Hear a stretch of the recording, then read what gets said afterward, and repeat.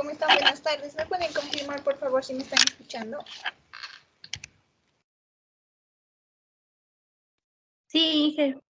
Gracias. Buenas tardes. Yo pensé que no me Inge, estaban buenas escuchando. tardes. Buenas tardes. Gracias. Bueno, vamos a comenzar ya. Miren, hoy día nos toca un tema nuevo, ¿ya? Pero antes de hablar de ese tema nuevo, hay que hablar de algunas cosas que están pendientes. Entonces, miren, como ustedes saben, ¿no? Cada vez que se acaba un bloque académico, hay que hacer un rebote, ¿sí? O sea, una pequeña autoevaluación acerca de preguntas de cosas que vimos durante todo el bloque, que tienen 2 oportunidades y que son calificadas. Ya son calificadas, tienen 2 oportunidades. La primera vez pueda de que tal vez no saquen una buena calificación, no hay problema con eso, pero ya la segunda oportunidad tienen que sacar una buena calificación porque ya saben cuáles son las preguntas, tienen que buscar las respuestas, tienen que ver cuáles estaban bien, cuáles estaban mal, por qué estaban bien, por qué estaban mal. Ya son preguntas que ustedes conocen, no les van a salir con retroalimentación porque el objetivo es que ustedes busquen la respuesta, no que les digan, esta era la respuesta y la segunda vez que doy, solo cojo y selecciono la respuesta. Si hacen eso, no estarían aprendiendo absolutamente nada, ¿sí? Entonces, no se olviden de que el objetivo del rebote es que podamos ver cuáles son nuestros errores, poder ver cuáles son las preguntas que no entendimos, que no dominamos, cuáles son los temas que nos quedaron pendientes y después de eso volver a dar una segunda oportunidad para mejorar la calificación. Ahora, el rebote del bloque académico número 2 ya está activo. Sí, si es que ustedes, no sé, tal vez se dieron cuenta, le activé desde el día de ayer. ¿Hasta cuándo va a estar activo? Como saben, los rebotes están activos toda la semana. Entonces va a estar activo hasta el día domingo. Sí, tiene ahí la hora límite, también fijaránse, porfa, me parece que dice el domingo 11 de la noche. Entonces, porfa, fíjense, no le vayan a dejar para última hora, hagan entre semana. ¿Cuánto dure el rebote? 20 minutos, ¿sí? Más de eso no se van a demorar. No le dejen para última hora porque luego solo les quedan 20 minutos y solo van a poder dar una vez, por ejemplo, ¿ya? Entonces, tienen toda la semana completa para hacer esa actividad cuando ustedes deseen. Si quieren después de la clase, sí, si quieren mañana en la mañana, si quieren, no sé, el día jueves, el día sábado, el día domingo, pero solo tienen esta semana. Después de esta semana no abro el rebote a nadie, sí, porque el rebote pasa abierto una semana con el objetivo de que todos lo hagan con tiempo. Bien, entonces ya pueden completar, anótense por ahí en sus apuntes que ya pueden hacer el rebote del bloque académico número 2. Ya, ahora, en cuanto a los foros, todavía no he podido mandarles las actividades de los foros. Ya tengo pensadas, sí, ya tengo anotadas por ahí las 3 cosas que hay que hacer para los foros. Pero la cuestión es que justo esta semana parece que están llegando ya los estudiantes de matrículas extraordinarias. Entonces justamente tengo que esperar a que ya me digan que ya están matriculados todos, que ya no va a venir nadie más, para poder indicarles qué es lo que tienen que hacer, porque si no es más trabajo que ya les indico y un estudiante nuevo. Les indico otro estudiante nuevo y así pasamos jugando. Entonces para esperar a que, o sea, para hacerlo una sola vez tengo que esperar a que todos los de matrícula extraordinaria ya estén definidos, ¿sí? Bien, entonces lo de los foros, eso les voy a indicar a lo mejor, no sé, creo yo que el día viernes, que ya me imagino, me dicen que ya la lista ya está fija y que ya nadie más va a matricularse, ¿sí? Entonces, eso. La clase de hoy día van a tener 2 deberes y si es que ustedes se dieron cuenta, en el aula virtual ya está activado el bloque 3, ¿sí? Con las respectivas actividades que hay que hacer, con el respectivo material, y está activado el bloque 3. Hay algunas actividades que conforme vamos a ir avanzando, yo les voy a ir activando, ¿sí? Porque el bloque 3 es un poquito diferente al resto de bloques. De hecho, tienen más deberes, pero es porque hay que ir haciendo un deber por cada tema. Y como acá tenemos bastantes temas, parecería que van a haber más deberes. Pero realmente los deberes, como ya saben, son chiquitos. Tienen solo entre 3 ejercicios, máximo 5, y son cosas repetitivas de cosas que hacemos en la clase, ¿sí? Entonces realmente no es nada que les va a tomar mucho tiempo, ¿ya? Entonces, sí, vamos a comenzar. Les comento que la clase de hoy día es acerca de la naturaleza de la luz. Nosotros hasta el bloque académico 2 estábamos viendo estructura de la materia, estructura atómica, ¿ya? Y habíamos ya visto un poco acerca de la evolución de los modelos atómicos, ¿sí? Ya vimos acerca del modelo atómico de Dalton, luego pasamos al modelo atómico de Thomson, finalmente pasamos al modelo atómico de Rutherford. Nos detuvimos a hacer unos cálculos de partículas fundamentales, electrones, protones, neutrones, y después fuimos a la parte de conversiones, porque es necesario saber siempre hacer conversiones de unidades, sobre todo de unidades químicas, ya que estamos en química. Después de eso vimos fórmulas empíricas y moleculares, ¿ya? Ahora, retomamos la parte de la evolución de los modelos. Nos quedamos hasta el modelo atómico de Rutherford y el siguiente modelo es el modelo atómico de Bohr. Lamentablemente no es un modelo que nosotros podamos empezar la clase y decir, bueno, modelo atómico de Bohr y damos las características y hacer cálculos. No, es un modelo que ya es bastante más complejo porque ya requiere de la noción de conocimientos cuánticos, ¿sí? O sea, de conocer lo que significa la cuántica, qué es la física cuántica, etcétera, qué experimentos se hicieron para que esta física exista, porque no es lo mismo que la física newtoniana. Entonces debemos tener esas nociones para lograr comprender el modelo atómico de Bohr. Entonces la clase de hoy día justamente es para eso, para hablar de esas nociones que hay que tener. Por eso la clase de hoy, el tema es naturaleza de la luz, ¿sí? Porque para hablar del modelo atómico de Bohr, es fundamental entender todas las dificultades que tuvieron los físicos, más o menos en el año de 1930, que no es mucho atrás, verán, 1930 está cerquita de la época en la que vivimos.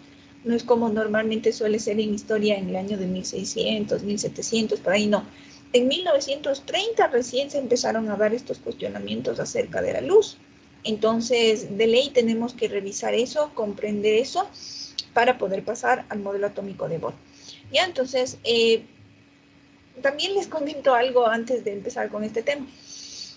Es un tema bastante complejo, no en el sentido de dificultad, ¿sí? Sino que puede ser entendido desde varios puntos de vista. Desde un punto de vista histórico, desde un punto de vista teórico experimental, desde un punto de vista científico o tal vez desde un punto de vista espiritual. Entonces, muchas de las cosas que nosotros vemos como esto es una ciencia natural, tienen que ver con cosas de la vida, ¿sí? Entonces, al ser la física y la química, ciencias que describen nuestra vida, siempre nos da lugar a la explicación de cosas que aparentemente se salen del tema de clases, aparentemente.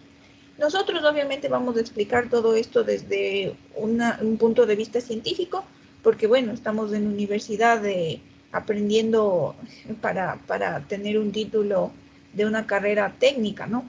Entonces por eso tenemos que hacerlo desde un punto de vista científico. Sin embargo, de vez en cuando nos vamos a salir un poquito de esa línea y podríamos hablar de otros temas que también son, no de otros temas, desde otro punto de vista, que sería un punto de vista más espiritual, de los mismos temas que estamos hablando, solo para que ustedes vean que tenemos una visión del mundo bastante sesgada y que deberíamos ampliar nuestra forma de entender y comprender el mundo, ¿sí? Entonces, si es que estamos dentro del tiempo, con gusto podemos hablar de esas cosas, pero si es que no nos alcanza el tiempo, estamos con el tiempo con las justas, de ley nos tocaría regresar a la línea de la parte científica, que es lo que tenemos que estudiar sí o sí para poder avanzar, ¿ya? Entonces, bueno, pues vamos a comenzar.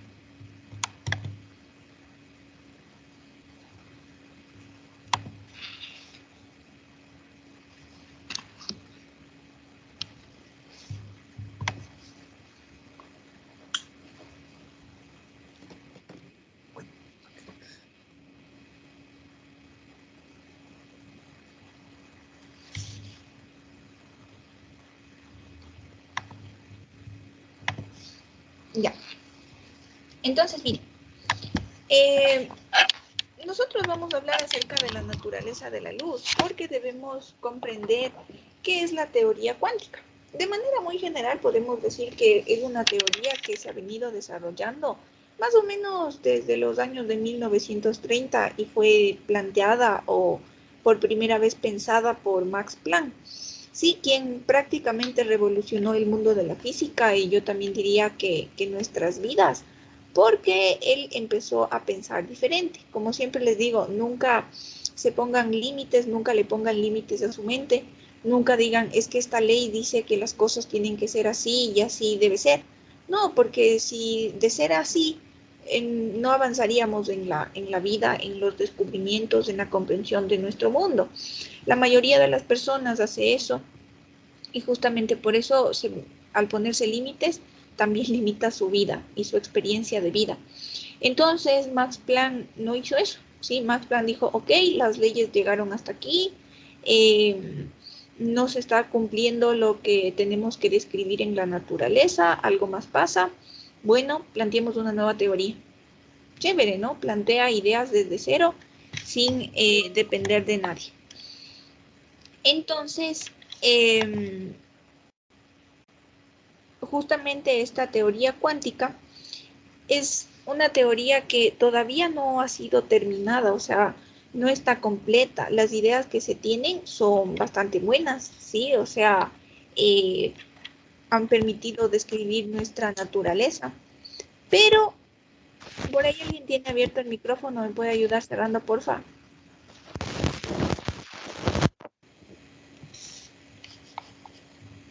Ya. Entonces, es una teoría que nos ha permitido explicar varias cosas en nuestra vida. Nadie dice que está completa. Entonces ustedes también no vayan a cerrar su mente y decir, no, es que estas teorías dicen esto y así tiene que ser. No, ustedes siempre tienen que estar pensando que hace falta algo, que hay más por descubrir. Lo que la ciencia realmente nos explica es solo la punta del iceberg, ¿sí? En realidad, por ahí alguien tiene abierto el micrófono, voy a ayudar cerrando. Cuando se conecten, por favor, apaguen su micrófono, porque es bastante molesto tener que pedirles que apaguen el micrófono o yo tener que regresar acá a que apagarles el micrófono, ¿sí? Si no compartiría la pantalla, no habría ningún problema porque yo misma puedo silenciarles desde acá, pero estoy compartiendo la pantalla y tengo que regresar acá a silenciarles.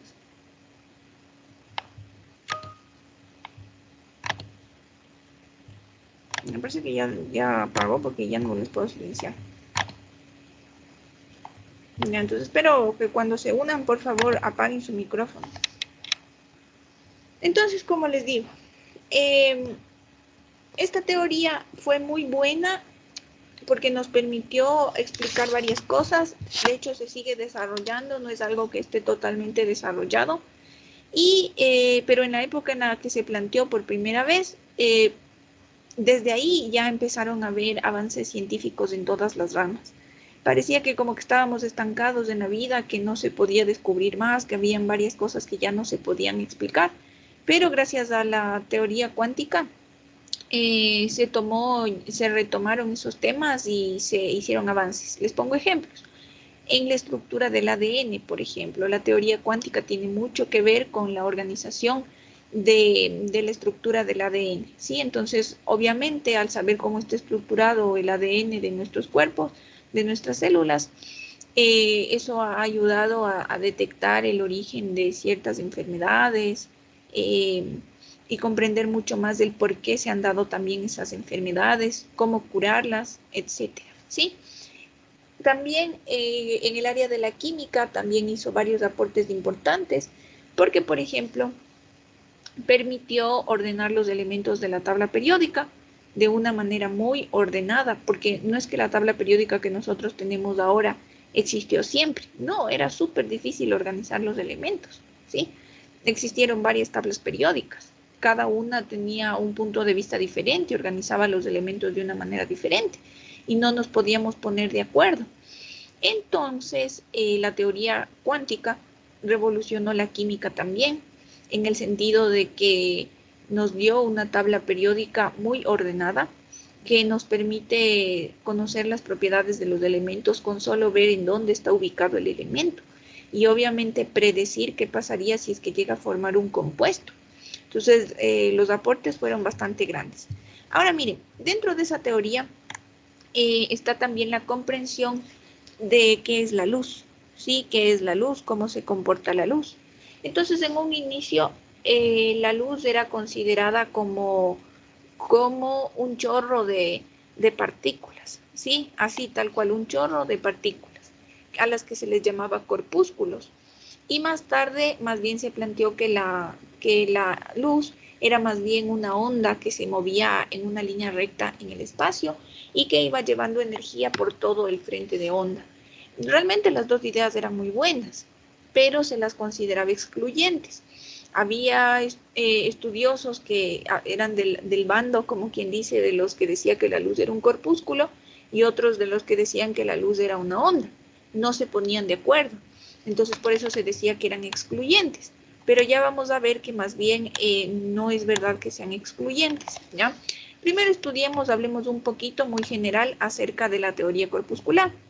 La teoría corpuscular fue planteada por Isaac Newton en el año de 1970 más o menos, empezó por ahí, y planteaba que la luz estaba formada por un chorro de partículas. Esas partículas eran como bolas de billar pequeñitas y que cada bola de billar contenía energía y que por eso se consideraba que esas bolitas de billar viajaban solo en una línea recta, ¿ya? Entonces, él hizo un experimento, sí, que fue el famoso experimento de la dispersión de la luz, que hizo pasar un haz de luz blanca por un prisma y pudo observar cómo la luz blanca se dividía en más colores y de hecho se desviaba un poco, que no seguía la misma línea. Entonces pudo ver que la luz blanca estaba formada por otros colores, ¿ya? Entonces, debido a eso es que se planteó que la luz estaba formada por corpúsculos y se creía que era así. Sin embargo, más tarde el físico Huygens, él planteó más bien que la luz estaba formada por ondas, que eran ondas mecánicas, que eran emitidas por un foco o por un ente luminoso. Podría ser, por ejemplo, un foco, una vela, el sol, algo que nos proporcione luz, ¿ya? Y que esas ondas viajaban en el espacio siguiendo una línea recta.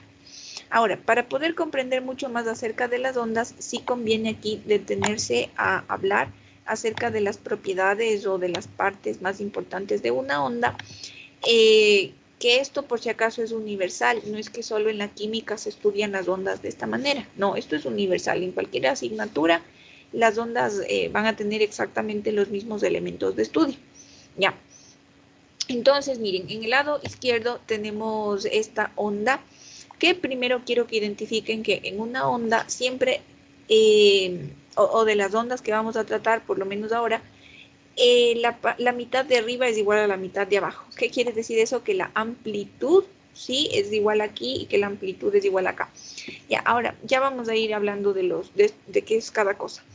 Estos puntitos que ven acá, que son los más altos de la gráfica, ¿sí? El punto más alto de la gráfica se llama pico.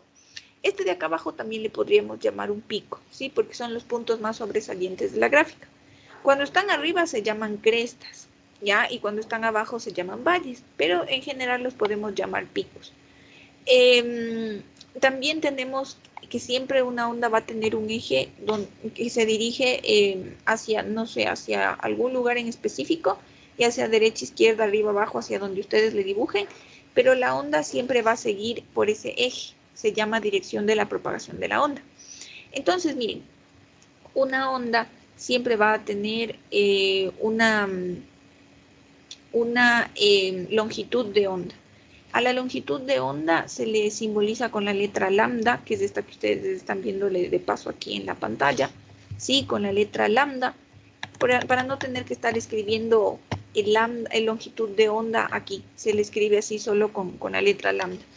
¿Qué es la longitud de onda? Como su nombre lo indica, la longitud de onda es una longitud que está entre dos crestas, ¿sí? Si les ven entre dos crestas o dos picos continuos, no pueden coger ustedes una de aquí y otra de por acá y decir que eso es la longitud de onda. No, La longitud de onda siempre está entre dos picos continuos, ¿ya? Entonces, como su nombre lo indica, la longitud de onda es una longitud que está dentro de o entre dos picos continuos y que es una de las características de la onda, ¿ya? ¿En qué unidades se la puede medir? Como es unidad de longitud, podría estar en metros, en kilómetros, en centímetros, milímetros, etc. Pero recuerden que nosotros estamos trabajando con partículas del mundo microscópico. Entonces, realmente no tiene mucho sentido que nosotros trabajemos en kilómetros, etc. Sino que más bien tenemos que trabajar en unidades que sean propias para el mundo microscópico. Por eso tenemos que acostumbrarnos a tratar con estas unidades de longitud que tal vez sean nuevas para ustedes. Estas que son los nanómetros y los Armstrongs, ¿ya? Nanómetros y Armstrongs. Ojo que Armstrong se escribe así como le están viendo ahí, la A mayúscula con una bolita arriba, ¿sí? Eso simbolizan los Armstrongs, que es unidad de longitud. Cuidado vayan a estar diciendo lo que todos los semestres dicen. Cuando me dicen eso hasta me duelen los oídos. Dicen los amperios. ¿Cuáles amperios? Eso no es unidad de corriente, ¿ya? Estamos acá hablando de longitud, ¿ya? Y la unidad de longitud son los Armstrongs. Y los Armstrongs son la A mayúscula con una bolita arriba. Así que por favor verán bien, ¿ya? Bien. Entonces, ahí tendríamos nosotros los Armstrongs. Repito otra vez. Bien, ahora, la amplitud. La amplitud también es una longitud, pero es una longitud que va desde el pico hasta el eje de propagación, ¿sí? O sea, solo sería esta distancia de aquí. Como es una distancia...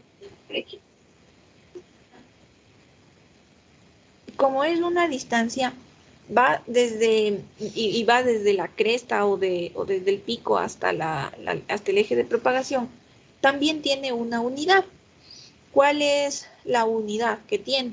Como es una longitud, también sería unidades de longitud, kilómetros, centímetros, milímetros. Pero como estamos trabajando con unidades del mundo microscópico, entonces nuevamente lo más acorde con lo que estamos trabajando sería usar nanómetros y Armstrongs, ¿ya? Bien, también tenemos otro elemento que es fundamental, es la frecuencia, ¿sí? ¿Qué me dicen ustedes? ¿Qué es para ustedes frecuencia? No con las ondas, no me digan nada con las ondas. Frecuencia en su vida. ¿Cuándo usan la palabra frecuencia y qué significa?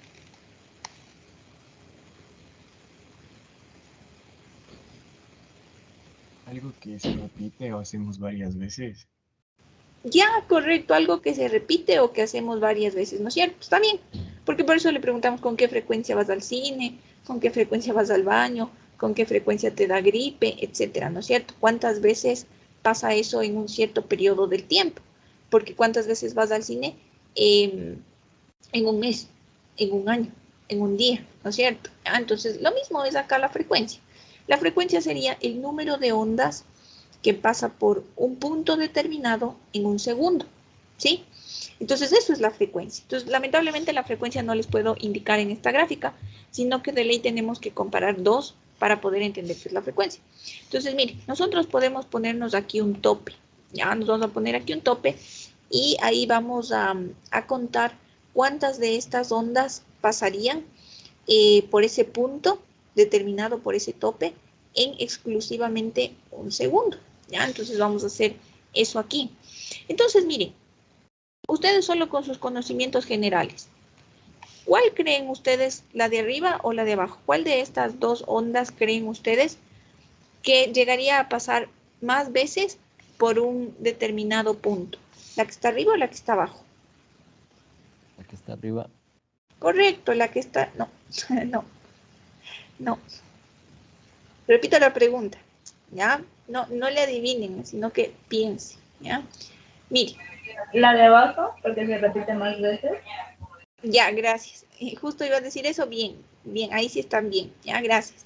Correcto, la de abajo es la que alcanzaría a pasar más veces, ¿sí? Porque acuérdense que estamos poniendo un tope y estamos poniendo un segundo como límite, ¿sí? No estamos diciendo de la de arriba van a pasar 2 horas y la de abajo solo 1 o algo así, no.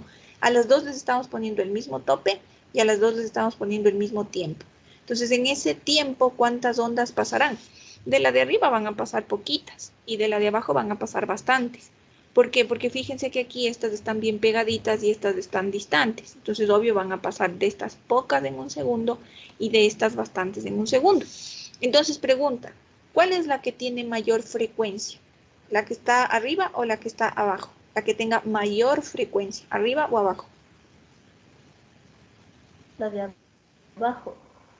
Ya, ¿por qué sería la de abajo? Muy bien. Porque se tiene más veces de pasar en el mismo tiempo. Ya, gracias. Bien, entonces miren, si comparamos entre las dos ondas, ¿cuál sería la que tiene mayor frecuencia? La que está abajo. ¿Por qué la que está abajo? Porque si ustedes se dan cuenta, las ondas están bien pegaditas, entonces en un segundo alcanzarían a pasar bastantes. En cambio que la de acá alcanzan a pasar poquitos. Entonces, si la frecuencia está dada por el número de ondas que pasan por un determinado punto en un segundo, la de abajo tendría mayor frecuencia que la de arriba, ¿ya? Y también quiero que noten algo que es importante. Quiero que noten que hay una relación inversamente proporcional entre las longitudes de onda y la frecuencia, ¿sí? Porque mire, la que está arriba tiene una gran longitud de onda. Sí le están observando que la longitud de onda es súper grande. Y en un segundo alcanzarían a pasar pocas. Por lo tanto, tendría baja frecuencia. Entonces tiene gran longitud de onda, pero baja frecuencia. Son inversamente proporcionales entre la longitud de onda y la frecuencia. En cambio que la que está abajo, miren, tiene una longitud de onda chiquitita. Es pequeña esta longitud de onda, pero alcanzan a pasar bastantes ondas en un segundo. Entonces la frecuencia sería alta. Entonces a mayor longitud de onda, menor frecuencia. A menor longitud de onda, mayor frecuencia. ¿Sí? Entonces son inversamente proporcionales. ¿Ya? Ahora, ¿cuáles son las unidades para determinar la frecuencia? Los hertz. ¿Ya? Hertz se escribe H mayúscula Z. O también, si quieren expresarle de otra forma, puede ser 1 sobre segundo o segundo a la menos 1. Las tres son exactamente lo mismo. No es como kilómetro, metro y milímetro, que todas son de unidad de longitud, pero que cada una tiene su unidad. Esta no. Los hertz, 1 sobre segundo o segundo a la menos 1, todos son absolutamente lo mismo. Se puede expresar de la misma manera e indistintamente. Si quiero, a veces cojo el 1 o puedo expresar de la otra forma o como ustedes gusten. ¿Ya? Bien, entonces aquí tenemos que como ecuación la frecuencia, por si acaso frecuencia se simboliza con esta letra B bonita, que es una letra del alfabeto griego que se llama nu, ¿sí? La frecuencia se le simboliza con esta letra B bonita llamada nu. No le vayan a simbolizar con la F, porque F en la matemática, en la física, en la química, significa para expresar función de. Entonces no vayan a coger nunca la F. ¿Ya? Entonces frecuencia se simboliza con el nu. Entonces la frecuencia es igual a la rapidez sobre la longitud de onda. O la rapidez que en nuestro caso, en nuestros ejercicios de esta rapidez de propagación, siempre va a ser o va a venir dada por la velocidad de la luz. ¿Por qué? Porque estamos trabajando con partículas de luz, ¿sí? O con partículas pequeñitas. Entonces, por eso, ya de paso, nosotros podemos garantizar que esta rapidez siempre va a ser la velocidad de la luz, que es una constante física, que es esta que tienen anotada acá, 3 por 10 a la 8 metros sobre segundo, ¿ya? Ahora, podemos reemplazar eso en la ecuación original y tenemos entonces que la frecuencia es igual a la velocidad de la luz sobre la longitud de onda. Esa ecuación que tienen ahí, que está dentro de un recuadro, es súper importante, la vamos a usar mucho para los cálculos, entonces deben saberse, ¿sí? Por eso es que está en un cuadrito, no es solo porque me dio ganas de ponerle en un cuadrito. No, está ahí porque es una ecuación súper importante que la vamos a estar usando todo el tiempo. Yo a cada rato les voy a preguntar, ¿a cuánto es igual la frecuencia o a qué es igual la frecuencia? C sobre lambda, C sobre lambda. Siempre eso tiene que estar bien claro, ¿ya? Entonces vamos a hacer aquí un ejercicio de aplicación. Justamente ustedes van a tener un deber. Uno de los dos deberes que tienen hoy día es justamente hacer unos ejercicios de este tipo. Entonces, para hacer ese deber, tienen que poner atención a este ejercicio, ¿ya? Miren, dice, la longitud de onda de la luz verde de un semáforo es de alrededor de 522 nanómetros. ¿Cuál es la frecuencia de esta radiación? Entonces, ¿qué datos tenemos en este ejercicio? El ejercicio nos dice que nos está dando la longitud de onda, ¿sí? Y que nos dice que es de 522 nanómetros. Entonces, nos está dando el lambda. Y me pide que calcule la frecuencia, o sea, me pide que calcule la B bonita o el nu. En hertz, esas son las unidades de frecuencia. Bien, entonces, ¿qué es lo que hago? Cojo mi ecuación de la frecuencia, que como ustedes ya le vieron, es esta que tienen acá, ¿no es cierto? Entonces hay que saberse, esa ecuación es bien importante. Entonces la frecuencia es igual a C sobre lambda. C es la velocidad de la luz. Cogemos la constante, que es 3 por 10 a la 8 metros sobre segundo, reemplazamos.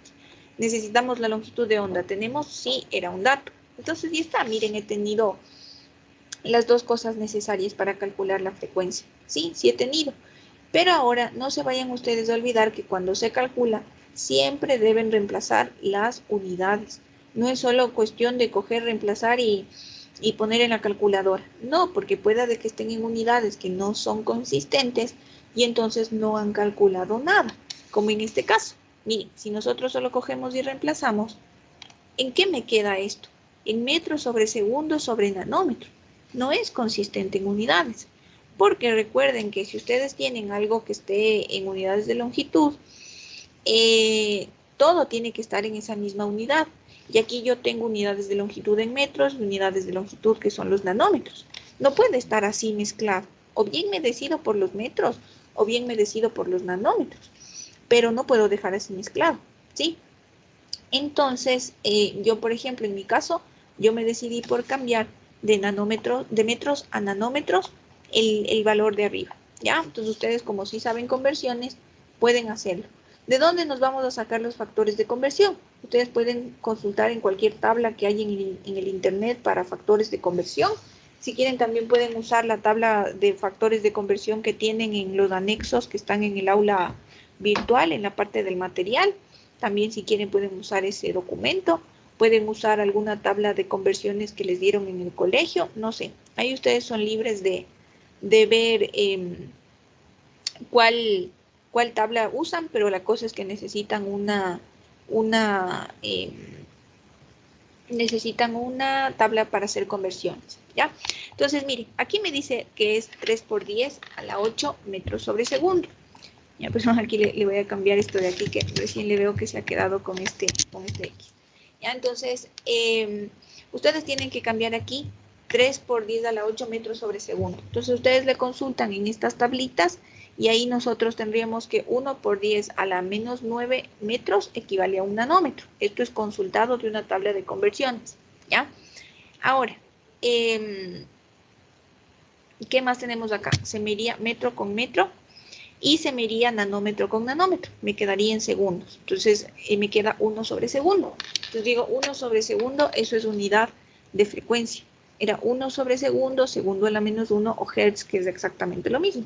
Entonces puedo ya poner todo esto en la calculadora y me sale 5.74 por 10 a la 14, 1 sobre segundo. Si ustedes querían, también podían haberlo expresado como 5.74 por 10 a la 14, segundo a la menos 1, o también podían haberlo expresado como 5.74 por 10 a la 14 Hz, ¿ya? Por 10 a la 14 Hz, ¿ya? Y ya está. Entonces ya tenemos ahí nuestro cálculo de la frecuencia, todos ya saben calcular la frecuencia y tienen un ejemplo para que hagan el primer deber que les comenté que tienen que hacer hasta mañana, mañana 12 del mediodía, ¿ya? ¿Alguna pregunta del ejercicio?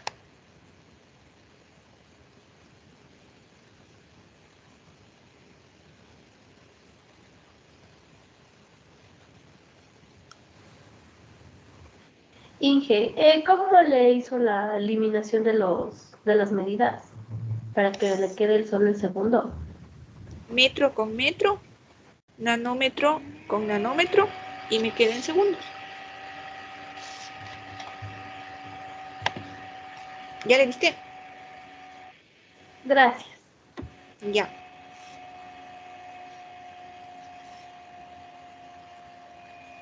Bien. Inge, una pregunta. Sí, dime. ¿Cómo dijo que teníamos que buscar eso de las medidas en el internet? Ya, busca en el internet tabla de conversiones, factores de conversión, tabla de conversiones, Ok. igualdades, algo así, no sé, puede ser una opción. Si quieres en el aula virtual, también ahí tienes en el material un archivo que se llama anexos. Sí, ahí tienes varios anexos y me parece que es el anexo 3 el que tiene los factores de conversión. ¿Ya? Ahora, factores de conversión hay de todas las unidades. Obviamente tú tienes que buscar de lo que estás convirtiendo. Tienes que ver si es que son unidades de longitud, si es que son de volumen, si es que son de temperatura, etcétera. ¿Sí? Estas, por ejemplo, les puedes encontrar en unidades de longitud. Bien, una pregunta más y continuamos. ¿Alguien más me iba a preguntar algo? Mandé un mensaje en el grupo, pero no sé si esa tabla está bien. Ya, a ver, déjame ver.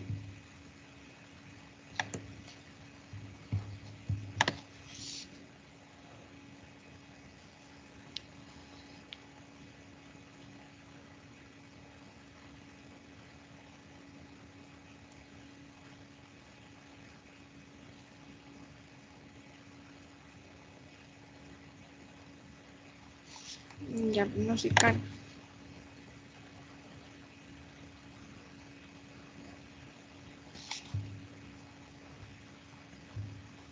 No sé, a ver la imagen. Digamos que así, muy buena la tabla, así ya de buenas a primeras, no le veo muy buena. No, no es, ya no es la tabla que necesitamos. Esta les puede servir para el deber, porque en el deber habla de megas, creo que les habla de megas, de gigas, alguna cosa así. Les puede servir para el deber, pero ahorita no nos sirve. ¿Ya? Esta no es porque aquí dice en la tabla, dice prefijos. Los prefijos son el tera, giga, mega, todo esto que tienen de hecho aquí. Sí, tera, estos se llaman prefijos. No les estoy diciendo yo esto, ¿ya? Yo les estoy diciendo factores de conversión. No les muestro porque es irresponsabilidad suya no revisar el material que les pongo en el aula virtual. Sí, entonces, como les digo, esto pueden encontrar en el internet, pero yo les proporciono y también está en el aula virtual. Sí, entonces pueden buscarlo. Ahora, lo que les envió Clayton sí sirve, por si acaso sí les va a servir, pero para el deber. En el deber sí les va a ser útil. Ahorita no. ¿Ya? Entonces, esa tablita ustedes tienen que buscarla en el internet o descárguense la que está en el aula virtual. Esa les va a servir mucho para hacer conversiones, porque todo el semestre y toda su carrera de ingeniería y de ciencias van a pasar haciendo conversiones. Necesitan tener una hoja de conversiones. Eso es lo que debe venirles al lado de la calculadora. Bien, entonces, mire, finalmente podemos ya hablar de la naturaleza de la luz desde un punto de vista dual. Inicialmente se empezó planteando que la luz era vista desde un punto de vista corpuscular, o sea, en el que se consideraba que la luz estaba formada por corpúsculos, eh, luego que la luz estaba formada por ondas y se decía que si alguien ya consideraba que la luz era una partícula, como que ya prácticamente descartaba el hecho de que sea una onda. Pero eso fue solo al inicio. Ya después varios experimentos, como vamos a revisar, realmente indican que la luz es dual, o sea que al mismo tiempo que es onda es una partícula. O sea, no le podemos definir como que sea una partícula o como que sea una onda, sino que es las dos a la vez. Todo depende desde el punto de vista del observador, o sea, todo depende del observador que está viendo este experimento. La luz es así, sí, y de hecho todo en el mundo cuántico es así. Todo depende del observador. Y ahí podemos definir cómo se estaría comportando la luz, ¿ya? Entonces también acá es conveniente hablar de la radiación electromagnética. ¿Qué es la radiación electromagnética? Es un tipo de energía, ya que se transmite a través del espacio a grandes velocidades. Y de hecho, la luz que nuestros ojos observan, la luz que ahorita estamos viendo y que gracias a esa luz observamos todos los objetos que están a nuestro alrededor, esa luz es una radiación luminosa, es una radiación electromagnética, ¿sí? Entonces esa luz que nos permite a nosotros ver, ¿ya? Entonces se denomina espectro electromagnético a la distribución energética del conjunto de todas esas ondas electromagnéticas. Entonces acá tenemos una gráfica en donde podemos ver justamente el espectro electromagnético lo amplio que es y que podemos ver que abarca longitudes de onda desde longitudes muy extensas hasta longitudes muy pequeñitas. Entonces, mire, una onda que está aquí ejemplificada es esta onda que tiene todas las longitudes de onda a la que les conocemos como espectro electromagnético.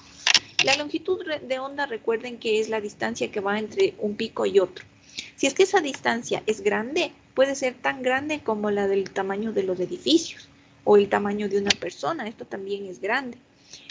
O puede ser también una longitud de onda más o menos del tamaño de una mariposa, que sigue siendo grande. Pero también podemos tener otras ondas que tengan longitudes de onda más pequeñitas, como por ejemplo del tamaño de la punta de una aguja. Eso ya está bien pequeño. O pueden ser, por ejemplo, del tamaño de un protozoario, o del tamaño de una molécula, o una longitud de onda del tamaño de un átomo incluso, o del núcleo atómico. O sea, vamos desde longitudes de onda extremadamente grandes, como las del tamaño de un edificio, a longitudes de onda que sean tan pequeñitas como el núcleo atómico, ¿ya? Ahora, esa longitud de onda, ¿qué nos indica? Nos puede indicar la frecuencia, nos puede indicar la energía de esa onda. Entonces, estas ondas de acá, por ejemplo, tendrían baja frecuencia y estas de acá tendrían alta frecuencia. Estas serían poco energéticas y estas serían altamente energéticas, por ejemplo, ¿ya? Ahora, miren, cuando nosotros hablamos del espectro electromagnético, hablamos de todas estas posibilidades, ¿sí? Desde las que tienen mayor longitud de onda hasta las que tienen menor longitud de onda. Y nuestros ojos no pueden ver todo esto, ¿sí? Por ejemplo, nuestros ojos no pueden ver una onda de radio, no pueden ver una onda de microondas, no pueden ver una onda del infrarrojo, no pueden ver los rayos ultravioleta, los rayos X, los rayos gamma. ¿Sí se han dado cuenta ustedes que, por ejemplo, cuando van a un hospital, les dicen no acceder a esta zona, es una zona restringida? ¿Por qué? Porque por ahí están pasando rayos X, están pasando, sí, sobre todo en los hospitales rayos X, ¿ya? Pero no es que nosotros le vemos a los rayos X que están pasando por ahí y nosotros decimos, ahí no, ahí no te metas porque ahí clarito si viste están pasando los rayos X. No, no los vemos, ¿sí? Tampoco los sentimos porque nuestros sentidos son limitados. Entonces nosotros vamos a esa zona y alguien tiene que advertirnos para que nosotros no ingresemos, porque si ingresamos podemos hacernos daño. De hecho, la gente que trabaja en esas áreas tiene ropa especializada para que esa radiación no les afecte, ¿ya? Y lo mismo sucede acá. Nosotros ahorita mismo estamos siendo atravesados por ondas de radio, por ondas de televisión, constantemente, pero nosotros no las vemos, ¿sí? O sea, están ahí, pero no las vemos. Entonces, ¿cuáles son las ondas que sí podemos ver? Ya nosotros podemos ver solo las que tengan una longitud de onda que caiga en la zona del visible. Entonces, la zona del visible es solo esta partecita que están observando ustedes aquí, esta pequeña fracción. Miren todo lo que existe y nosotros solo podemos observar esta pequeña fracción. Nosotros nacimos con esa limitación, ¿sí? Y no es que sea una limitación, digamos, que se pueda recuperar, que va a haber algún aparato o alguna cosa que nos permita luego observar acá, o que es alguna deficiencia que no sé, que es parte del ser humano. O sea, realmente fuimos creados de esa manera, ¿ya? No tenemos por qué ver en el lado de acá ni en el lado de acá, ¿sí? O sea, nosotros solo podemos ver aquí en la zona del visible, ¿ya? Entonces, por más que ustedes quieran, no pueden ver acá, y por más que ustedes quieran, no pueden ver acá. Entonces, ojo, no, miren, acá queda demostrado algo que es súper importante. Hay muchas cosas que nosotros decimos en la vida que las decimos por repetición, porque le escuchamos decir a nuestra mamá, a nuestro papá, a nuestros tíos, a nuestros hermanos, escuchamos en la calle, escuchamos en las noticias. Repetimos las cosas y con eso nosotros creamos nuestra realidad, ¿sí? Y no nos damos cuenta de lo poderosas que son las palabras, ¿sí? Entonces, la gente vive repitiendo cosas y ni siquiera se pone a razonar qué es lo que significan esas cosas que está repitiendo. Y empiezan a limitar su mundo, ¿sí? Entonces, si ustedes son buenos observadores de su propia vida, se van a dar cuenta que usamos frases tóxicas y comportamientos tóxicos que nosotros nunca los tuvimos, que los adquirimos de alguien más. ¿Ya? Y si nos damos cuenta de que tenemos eso, también nosotros tenemos la capacidad de cambiar esas cosas. ¿Ya? Pero requiere de mucho trabajo interno. Una de esas frases tóxicas que yo les digo es justamente esa frase que usa todo el mundo, que espero que ustedes después de esta clase no la vuelvan a usar. Y que si le escuchan a alguien, le digan que sería interesante que consulte un poco más, ¿no? Pero bueno, mire, la gente suele decir ver para creer, ¿no es cierto? Todo el mundo se pelean y dicen, bueno, ver para creer, porque quiere demostración, ver para creer. Pero no entienden qué es lo que están diciendo, tampoco entienden qué es lo que están pidiendo. Sí, solo dicen ver para creer, ¿por qué? Porque todo el mundo le decía eso de niño, les hacían repetir esa frase, veían en las películas, etc.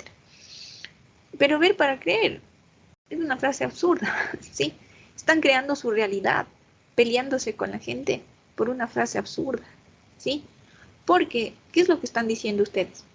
Que solo si es que sus ojos pueden ver, sus ojos de humanos pueden ver, entonces existen y por eso creen. ¿Ya? Entonces, mire, todo esto de aquí es el espectro electromagnético. Todo esto es la luz, ¿sí? Y nosotros, como seres humanos, nacimos limitados solo para ver la parte del visible, que es una pequeña porción, una pequeña franja de todo el espectro. Nosotros solo podemos ver esto. Entonces, si ustedes dicen ver para creer, solo están pidiendo lo que está aquí. Y lo que está acá, esto no van a ver nunca. Existe, pero no van a ver nunca. Esto de acá también existe, pero no van a ver nunca. ¿Sí? Entonces, ver para creer es limitar su mundo. Limitar su mundo a solo esta franja. Hay muchas otras cosas que existen y que tenemos que creer en esas cosas porque no las podemos ver. Habrá otras maneras de demostrar si existen o no existen, pero verlas con sus ojos, no las van a ver nunca. ¿Sí? Entonces, cuando ustedes dicen esa frase de ver para creer, como les digo, están limitando su mundo. Nunca utilicen esa frase. Yo cuando oigo que alguien dice ver para creer, me río. Ya me río. Si es que es alguien a quien quiero, le corrijo y le digo que no es así, le explico cómo son las cosas. Si es alguien que no me cae muy bien, que no es de mi frecuencia, yo me río. Ya, solo me río y digo, bueno, si quiere limitar su mundo, que limite su mundo, ¿qué le vamos a hacer? Pero miren, hay otros animalitos que ellos sí nacieron con capacidades para poder ver en el mundo o vivir también en zonas en donde se puede ver solo con luz de infrarroja o con luz ultravioleta, ¿sí? Entonces nuestros ojos de seres humanos nacieron limitados solo para esta zona del visible. Y yo digo en buena hora, ¿sí? Porque si los seres humanos seríamos capaces de ver también en la zona del ultravioleta o en la zona en la zona del ultravioleta o en la zona del infrarrojo, también iríamos a acabar el mundo por ahí, ¿ya? Si solo con lo que podemos ver destruimos el mundo que tenemos, ¿sí? No se diga si podríamos ver más, ¿sí? Terminaríamos ya de acabar con todo lo que tenemos. Entonces, en buena hora que nuestra visión está limitada a esta pequeña franja y que solo podemos ver esto. Todo lo demás que está acá es oculto para nosotros, ¿sí? La ciencia sí ha desarrollado algunos equipos que permiten obtener señales de estas zonas y traducirlas, llevarlas al mundo de lo visible. Pero, por ejemplo, no sé si han visto esas gafas de visión nocturna, las cámaras térmicas, y bueno, y otras cosas más que nos permiten ver que sí hay más cosas. Nuestros ojos no las ven, pero hay más cosas, ¿sí? Entonces, por eso les digo, nunca limiten su mundo, ¿ya? Nunca digan esa frase, ustedes digan, ok, hay distintas formas de comprobar, no necesariamente hay que ver para creer, ¿ya? Y así ustedes no se van limitando y van a comprender mejor su mundo, ¿ya? Entonces, miren, ahora la cosa es, ¿de dónde a dónde va el espectro visible? De todo esto, a nosotros como seres humanos nos interesaría estudiar la zona del visible, porque es en donde nuestros ojos pueden ver. Entonces, ¿de dónde a dónde va la zona visible? Va desde los 7000 Armstrongs hasta los 4000 Armstrongs, o lo mismo que es entre 700 nanómetros y 400 nanómetros, como ustedes quieran verlo. Entonces, nuestros ojos, como ven, solo ven este rango, y todo lo que se salga y que ya esté en la zona del infrarrojo, que sería superior a los 7000 Armstrongs, o la zona del ultravioleta, que tiene longitudes de onda inferior a los 4000 Armstrongs, esas estas zonas de aquí ya no las podemos ver, o sea, es como que somos ciegos, o sea, no vemos absolutamente nada ahí, ¿ya? Lo que sí es importante acá es que ustedes se aprendan de memoria, porque es un dato importante para el resolver ejercicios, que la zona del visible está entre 7000 y 4000 angstroms o entre 700 y 400 nanómetros, que es lo mismo. Ahora, acá tienen ustedes los colores con un poquito más de detalle.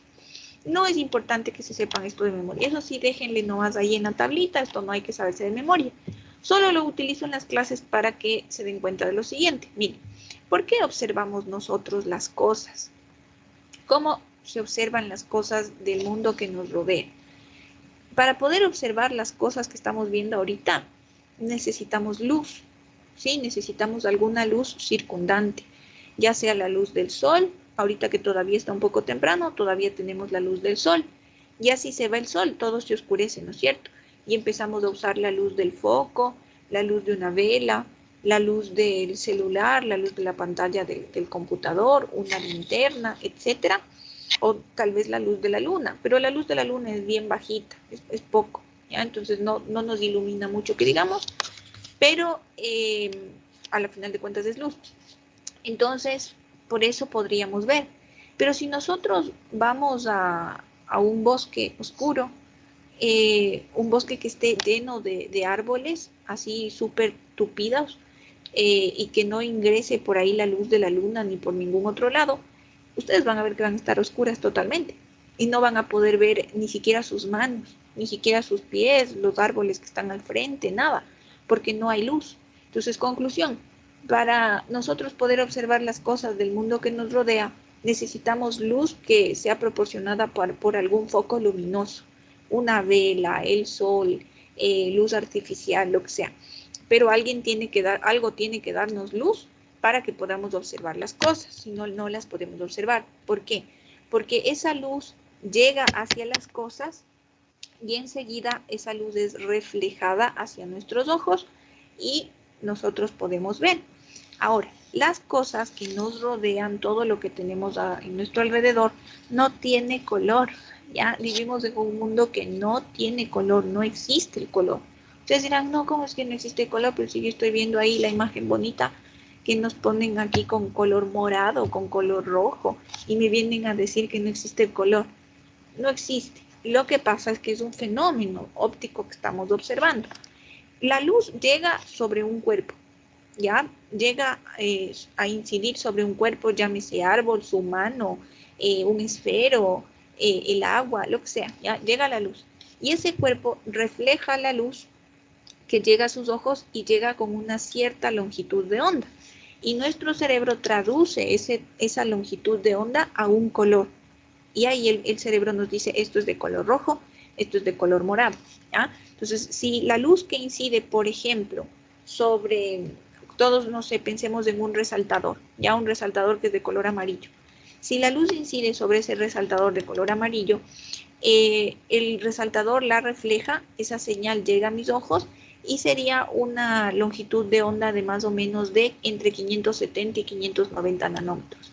Entonces el cerebro es bien pilas, dice, a ver, esta longitud está entre 570 y 590 y de una le vemos de color amarillo.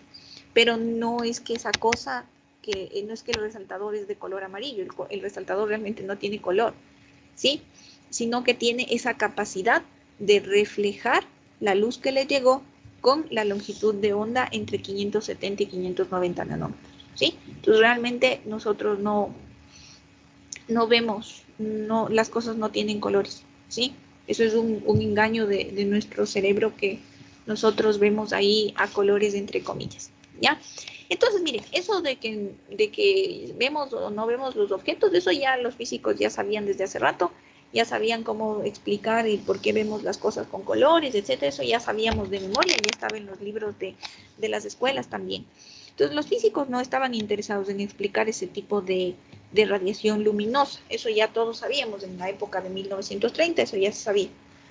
Ahora, lo que los físicos realmente querían explicar era por qué existen unos cuerpos que sí se les puede ver cuando no existe luz circundante, ¿sí? Y eso ya lo vamos a explicar. Pero entonces esa era una de las dudas que tenían ellos. Otra de las dudas que tenían justo en la época entre 1900 y 1930 era qué era el efecto fotoeléctrico. Se tenían evidencias experimentales del efecto fotoeléctrico, pero nadie podía explicarlas. Y también habían unos espectros de líneas brillantes del hidrógeno, que es el elemento más estudiado, que tampoco nadie podía explicar. Se llenaban las bodegas de estudios por más de 100 años con evidencias, y nadie podía explicar esas líneas. Entonces, ellos dijeron, es que tenemos que encontrarle una solución a esto, porque ya son más de 100 años que nadie les da respuestas a muchos de estos experimentos y no estamos avanzando. Entonces ahí estas investigaciones se dieron entre el año de 1900 y 1930. Es la que se conoce como la Guerra de los 30 años. No fue una guerra, por si acaso, una guerra de bombas de matanza y de muerte, ¿sí? Como las que lamentablemente se han presentado mucho en la historia, sino que más bien fue una guerra intelectual. O sea, una guerra en las que no, o sea, se defendía la física cuántica, y había otro bando de personas que defendía la física clásica, ¿ya? La física clásica es la física newtoniana, la que obedece a las leyes de Newton, la que ustedes están estudiando ahorita en el prep.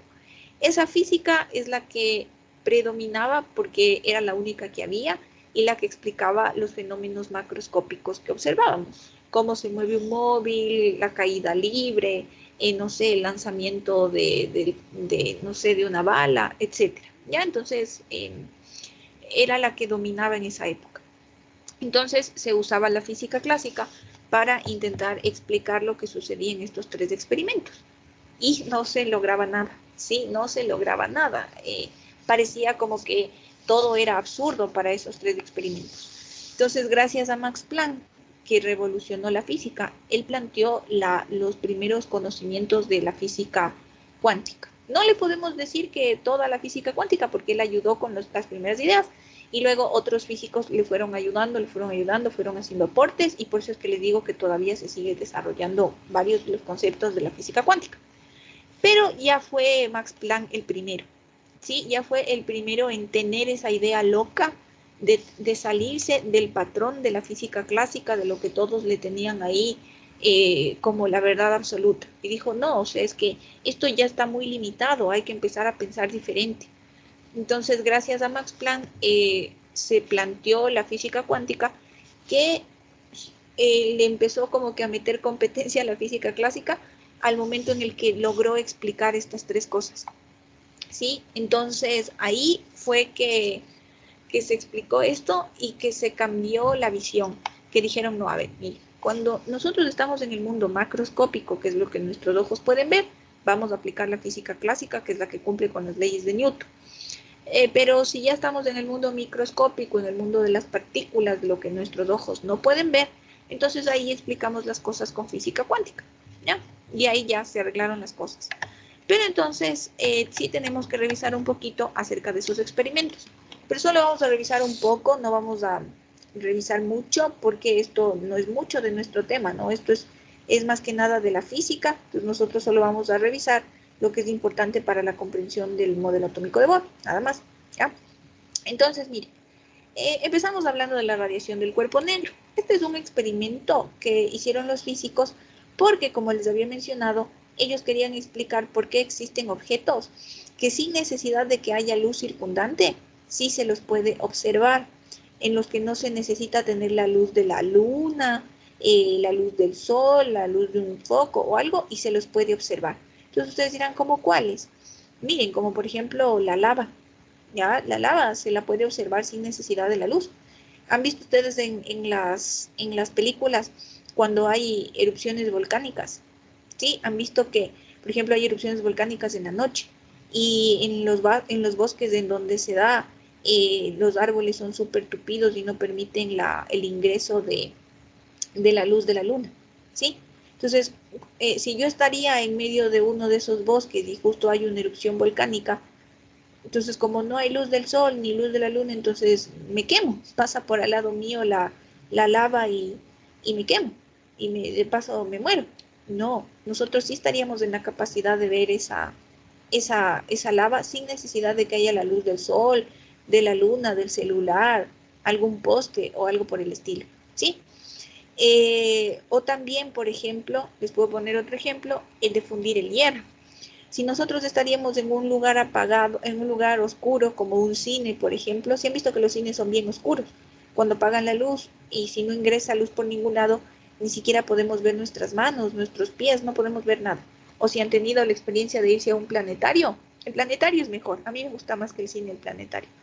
Eh, en el planetario ahí sí no entra nada de luz, nada, nada, nada. Y hablando de ahorita me acordé, no sé, para los que viven acá en Quito, no sé si han visto que el planetario es gratuito. Hasta de que algún día se vayan si es que no les llevaron en la escuela. A mí me parece genial el planetario.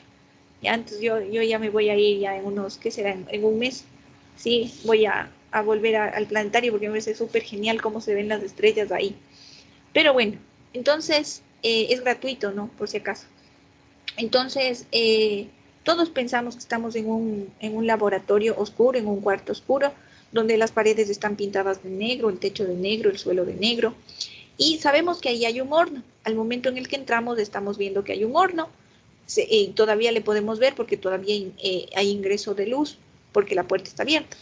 Pero una vez que se cierra la ventana, se cierra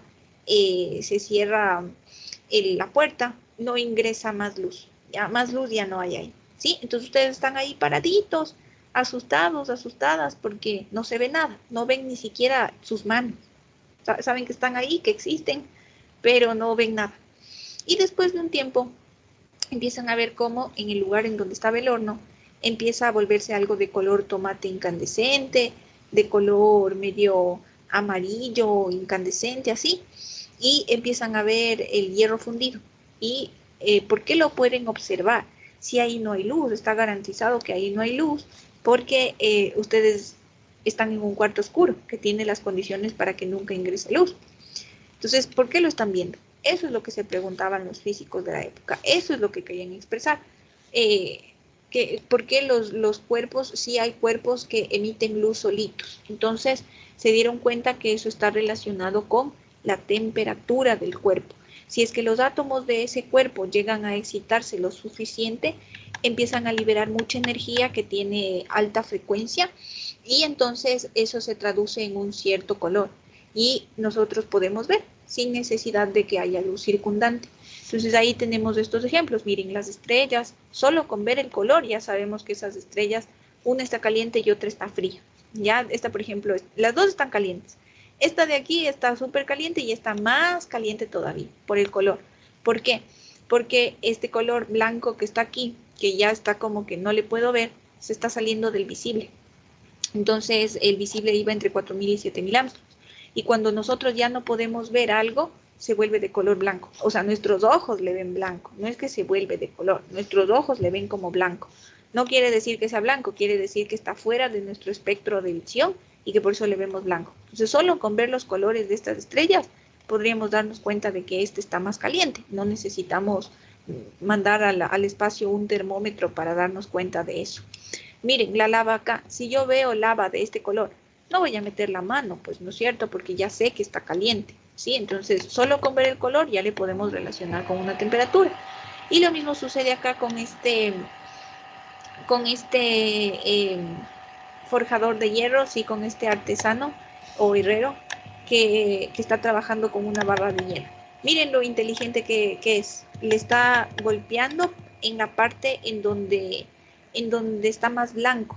¿Ya? ¿Por qué ahí? Porque ahí la temperatura está más elevada. ¿Sí? Fíjense que esta parte de acá, esta cafecita que está aquí, debe estar fría. Entonces no le va a golpear aquí porque aquí no va a lograr forjarle, no le va a dar ninguna forma. Tampoco acá porque todavía, por más que esté caliente, todavía no está fundido. Pero en esta zona de aquí, en donde está blanco, es en donde la temperatura está más elevada y donde de hecho ya ha empezado a fundirse. Y también quiero que vean cómo va cambiando la imagen. Claro que la imagen está un poco pixelada, ¿no? Pero eso no tiene nada que ver con lo que estamos viendo acá. Miren que cuando tenemos temperaturas bajas, nuestros ojos todavía distinguen de cierta manera un límite. Pero cuando la temperatura está bien alta, fíjense que no alcanzamos a ver muy bien el límite, nos parece molestoso para los ojos ver ahí, ¿sí o qué? No se puede ver bien. ¿Por qué sucede eso? Porque ya se está saliendo de la zona visible. ¿ya? De hecho, ya se salió también de la zona visible. Entonces, nuestros ojos, ¿cómo ven eso? Como blanco. Todo lo que los ojos vean blanco y que sea altamente energético es porque ya se salió de la zona del visible. Entonces, miren, el mismo fenómeno que tienen arriba, que pasa con el herrero, este es explicado acá con estas imágenes bonitas en las que podemos ver justamente esa relación entre el color y la temperatura. Cuando la barra está de color gris, es porque está a temperatura ambiente, pero a medida que se va calentando, se va volviendo de color rojo incandescente, amarillo incandescente, hasta inclusive puede llegar a un punto en el que se vuelve blanco, en donde empieza a fundirse y que obviamente es una temperatura muy elevada, ¿ya? Y el herrero sabría que ese es el momento preciso para poder forjar lo que esté haciendo, ¿ya? Bien, entonces los físicos hicieron un experimento inspirados en ese cuarto oscuro que les mencionaba. Crearon esta cavidad que es un cuerpo oscuro, ¿ya? Los cuerpos oscuros conceptualmente son cuerpos que tienen la capacidad de absorber toda la radiación que les llega y no la emiten, sí, no la emiten, ¿ya? Entonces, por eso es que a todo lo que no emita ya la luz, o sea, que no se refleje, que solo la absorba, la llamamos un cuerpo negro. Entonces crearon esta cavidad en donde había una pequeña rendija por donde ingresaba luz, pero esta rendija es muy pequeñita, ¿no? No es que es así grandota como le están viendo aquí, esto es solo para que puedan verle, pero realmente sería como el punto de una aguja dentro de toda una cavidad. Entonces por ahí ingresa luz y esa luz va a estar llegando a las paredes, se refleja, se refleja, se refleja, se refleja, se refleja, nunca sale, ¿ya? Y como la luz es de energía y se está reflejando a cada instante, va calentando las paredes del recipiente y empieza a salir, ya no como luz, como la luz que ingresó, sino que empieza a salir como energía en forma de radiación térmica. Entonces lo que estamos viendo acá es energía que se emite porque se calientan las paredes. ¿Y por qué se calientan las paredes? Porque la luz está aquí adentro rebotando, rebotando, rebotando, no puede salir, ¿ya? No puede reflejarse. Por eso es un cuerpo negro, porque los cuerpos negros absorben la luz y no la emiten, no dejan ahí que salga. Ahorita está saliendo es como energía térmica. Entonces, los físicos querían explicar eso y como lo único que conocían era la física clásica, querían explicarlo con la física clásica, las leyes de la termodinámica y el electromagnetismo, que es lo que conocían.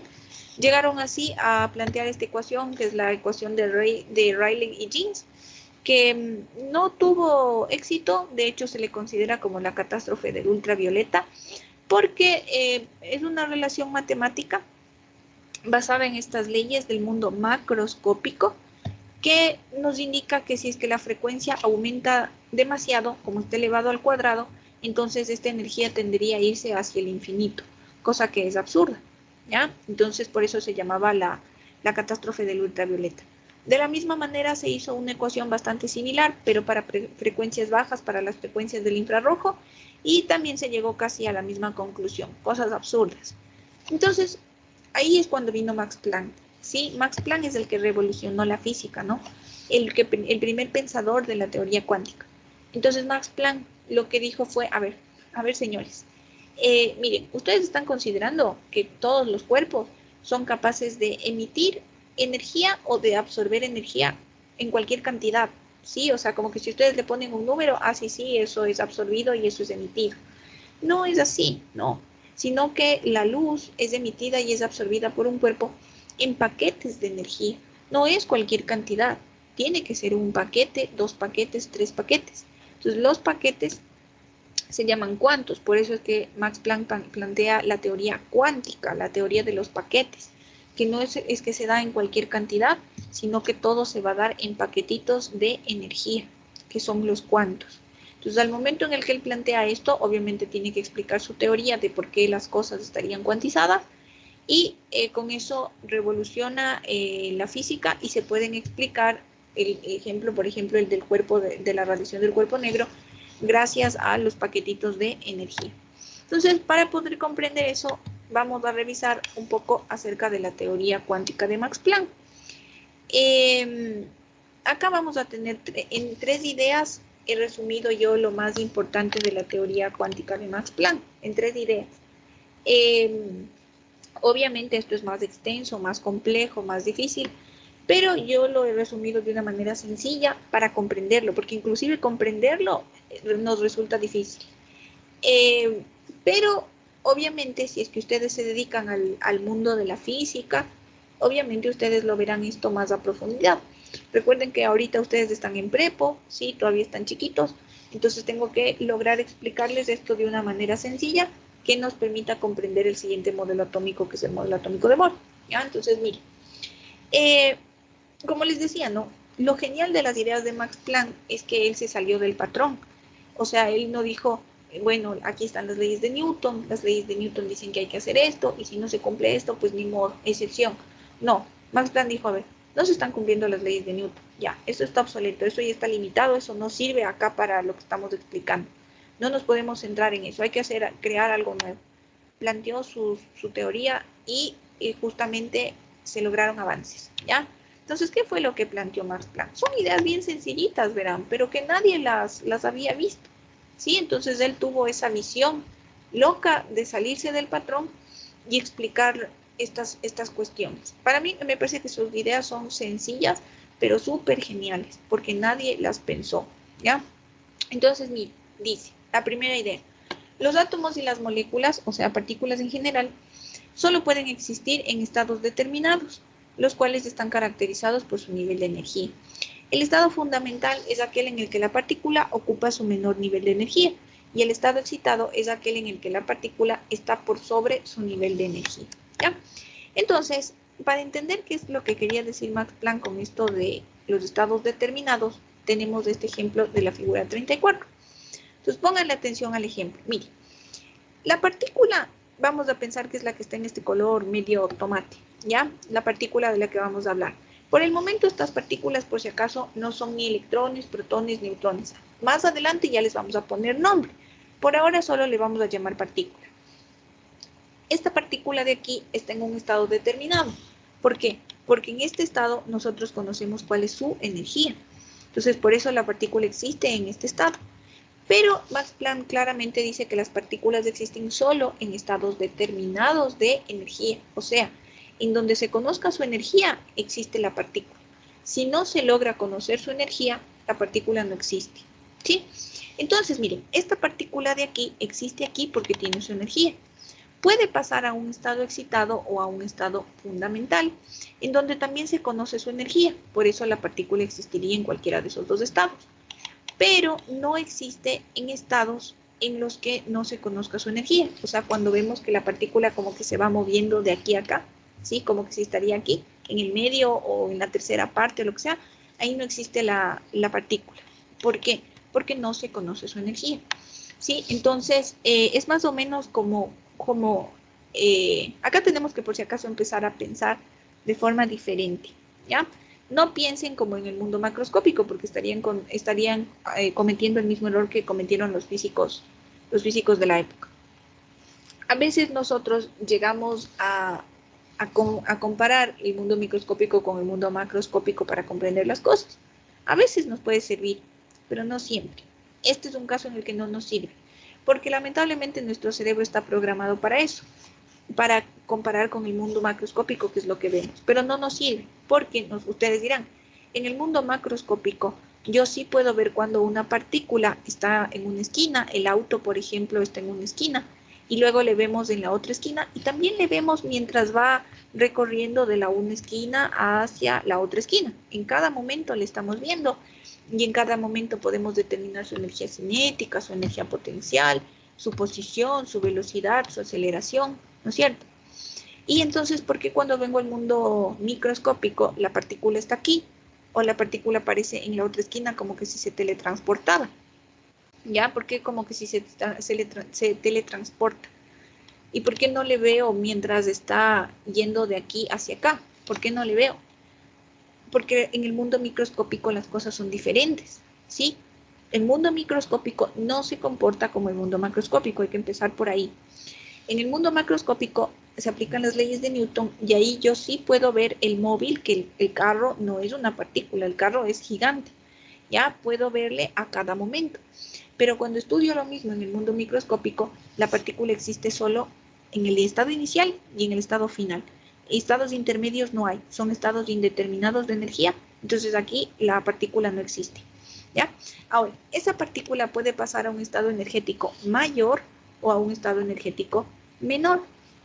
Sí, es como las personas. Aquí vamos a pensar que esta partícula es una persona. Una persona que es totalmente estable, digamos que no tiene muchas emociones diferentes en su día a día, digamos que está normal, sí, o sea, ni muy feliz ni muy triste, ya está normal, ¿ya?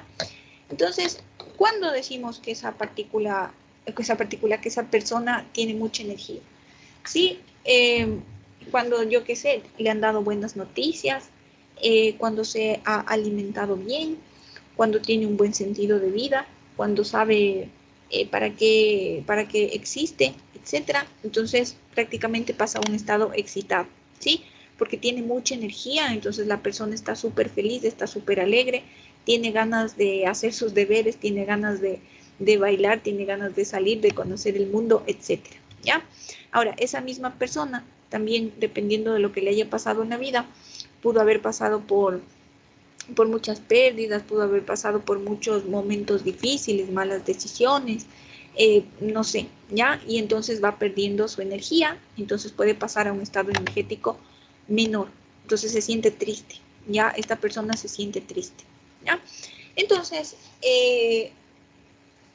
¿qué sería el estado excitado y qué sería el estado fundamental con las partículas? El estado excitado es cualquier estado energético mayor del normal. Si la partícula está en su estado normalito y cualquier estado que esté sobre el estado inicial de la partícula se le consideraría un estado excitado, ¿ya? Ahora, ¿cuándo consideramos el estado fundamental? Cuando la partícula esté en su menor estado de energía, pero no cualquiera, ¿sí? No es que cualquier estado energético menor, no.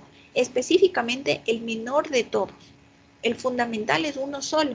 Y es solo cuando esté en su estado más bajo de energía. No cualquier bajo, el más bajo. En cambio que el excitado, ese sí puede ser cualquiera. Cualquiera que esté por sobre su nivel de energía se le consideraría estado excitado, ¿ya? Eso hay que tener en cuenta. Entonces el estado excitado es cuando la energía final es mayor que la energía inicial.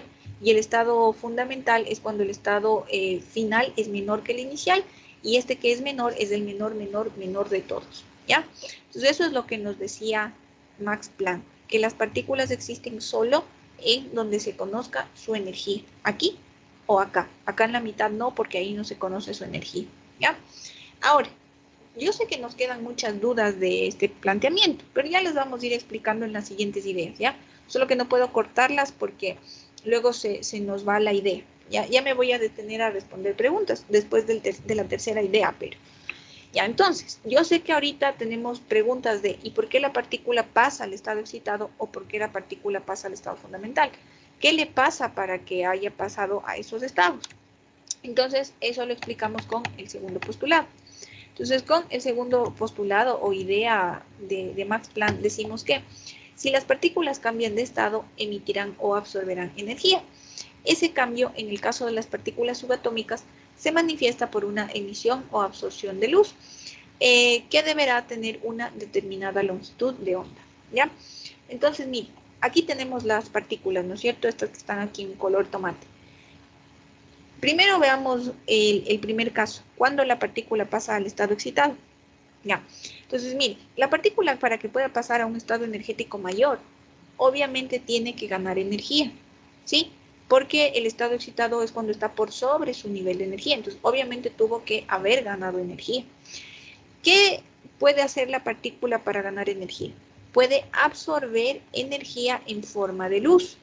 ¿Y qué es la luz? La luz está formada por fotones, que son partículas de luz, ¿ya? Y obviamente esa luz va a estar sujeta a una cierta longitud de onda, que recuerden que dependiendo de la longitud de onda sería también la frecuencia. Si es que la longitud de onda es pequeña, es alta la frecuencia y sería muy energético. O si es que la frecuencia es muy baja, entonces no sería tan energético. Pero a la final de cuentas, la partícula lo que hace es absorber un fotón. ¿Ya? ¿O qué era un fotón? Un paquetito de luz. Entonces, es como las personas. Como yo les digo, es como las personas. ¿Cuándo las personas pasan de su estado normalito a un estado excitado? Cuando comen, por ejemplo, algo que les gusta, vamos a pensar en lo que a la mayoría les gusta. No digo que a todos, pero a la mayoría les gusta los chocolates, ¿ya? O a los niños les gusta el azúcar en general, no necesariamente los chocolates, sino el azúcar. Entonces, todos cuando comemos azúcar en bastante cantidad, sentimos que tenemos que quemar esas calorías, ¿ya? Entonces la gente se pone activa, se pone, yo qué sé, se pone a bailar, se pone a limpiar, se pone a hacer un montón de actividades. ¿Por qué? Porque pasa a un estado energético mayor. ¿Qué tuvo que haber pasado para que pase este estado energético mayor? Se tuvo que comer golosinas. Entonces todo lo que se comió de golosinas sería proporcional a esa diferencia de energía entre el estado inicial y el estado final, porque siempre todo delta, ya sea de energía, distancia, tiempo, lo que sea, está dado por un punto final y un punto inicial. Entonces aquí podemos ver un delta de energía entre el estado energético final y el estado energético inicial, ¿ya? Entonces, ojo, ¿no? Para que la partícula pase al estado excitado necesita absorber luz en forma de fotones, ¿ya? Ahora, lo mismo, ¿qué pasa con la partícula para que pueda pasar a estados energéticos menores? Entonces, esta partícula necesita perder energía. Tiene una energía normalita, pero para que pase a un estado energético menor, tiene que perder energía. Entonces, ¿cómo pierde esa energía? En forma de luz. ¿Sí? Es obvio que tiene que perder energía en forma de luz. Siempre lo hacen en forma de luz. No en radiación térmica, etcétera, no. Siempre lo hacen en forma de luz. Entonces pierde paquetitos de energía y por eso pasa de un estado energético menor a un estado energético, perdón, de un estado energético inicial a un estado energético menor. Y aquí también existiría un delta de energía porque siempre tenemos un estado final menos un estado inicial. Y esta variación es proporcional a la cantidad de energía que se perdió. Si yo pierdo esto, obviamente tiene que ser proporcional a la variación. ¿Sí? Es obvio, ¿no es cierto? Ya. Entonces ahí explicaríamos por qué la partícula pasa a un estado energético mayor y por qué a un estado energético menor. Es porque la partícula o absorbe luz en forma de fotones o emite luz en forma de fotones. Solo hay esas dos posibilidades de absorber o de emitir. Y por último, bueno, siempre me olvido aquí que me falta explicar esta parte de acá. Mire, este paquetito de energía, ya sea en emisión o en absorción, no importa, en cualquiera de los dos, ese paquetito, este delta E, está dado por la constante de Planck por la frecuencia, ¿ya? La constante de Planck es una constante, hay que saberse, es de 6.63 por 10 a la menos 27 ergios por segundo, ¿ya? Entonces, si nosotros tenemos que este paquetito, este delta E, es igual al h por b, y nosotros ya sabemos que la frecuencia está dada por la rapidez sobre la longitud de onda, y sabemos también que nuestra rapidez siempre va a ser la velocidad de la luz, entonces podemos reemplazar esta ecuación dentro de la inicial, y tendríamos que este delta E sería igual a hc sobre lambda, ¿ya? H es la constante de Planck, c es la velocidad de la luz, y lambda es la longitud de onda, que eso ya deberían darnos de dato, ¿ya? Entonces, ahora sí, pasamos a la última idea. Mire, la última idea, ¿qué es lo que nos dice? La energía de las partículas en general pueden ser descritas en ciertos números cuánticos. La energía de las partículas está en paquetes de energía o cuantos. De acuerdo con la teoría cuántica, la energía siempre se emite en múltiplos de la constante de Planck por la frecuencia. Entonces, mire, primero les explico qué quiere decir que la energía está cuantizada para que puedan comprender todo eso. Entonces, mire, realmente, ¿qué significa que algo está cuantizado? Empecemos por ahí. No necesariamente que la energía está cuantizada, porque eso ya obviamente es un poco más complejo de entender. Pero ¿qué significa que algo está cuantizado en nuestra vida?